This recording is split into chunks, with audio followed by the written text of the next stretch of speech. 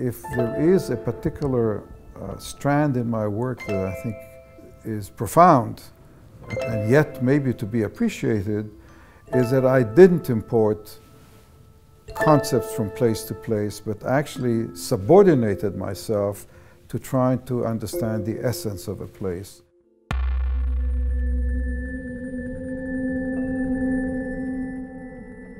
Design is about making things work and fit and respond to their purpose. And that is for me the kind of checklist of, is my architecture timeless? Is it responsive in such a way that it's likely to be meaningful on a long-term basis?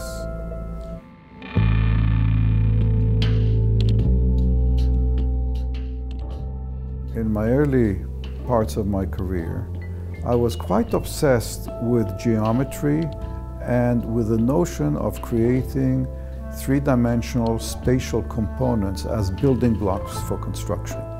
Habitat is an example where boxes form houses. But then I tried to carry that thought process to other typologies. At some point I realized that different typologies require different systems, and that there's a wide variety of building systems, all of which could lead to a wider variety of expressions. So this was a big lesson, a lesson of the language of my building.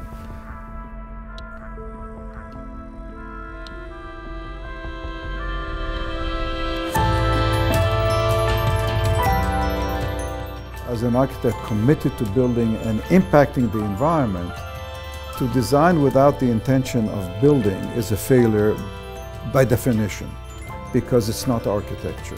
For those who design in order to build, not succeeding in building is not a failure. There are different reasons why things don't get built, but they form a fascinating track through one's thoughts and careers. Probably more than 50% of my work is unbuilt. When I review that unbuilt work, some of it is the most significant work I've done. The Habitat 67 that got built is 1/5 of the original complex. Had the original been built, perhaps the course of architecture in this century would have been different.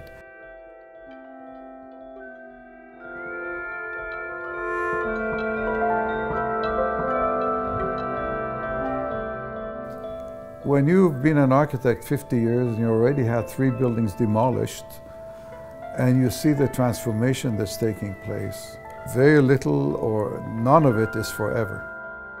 I've seen architecture go from profound concerns for society as a whole to a period of interest in tantalizing society by the possibilities of architecture. I've seen the public awed by certain buildings because of their notoriety for a while, but there's a quality of being impressed, and there's a quality of affection and loving something. I go to Habitat today, it's 50 years old, and not just to my mind, but almost to every observer, it's as fresh as ever. It's as relevant as ever. You know, after years of being semi-ignored, all of a sudden the ideas of Habitat are all over the place. The question of contemporary has to do with the values a building represents. Contemporary building is one that seizes the spirit of the time as well as the technology of the time in a way that has meaning that lasts.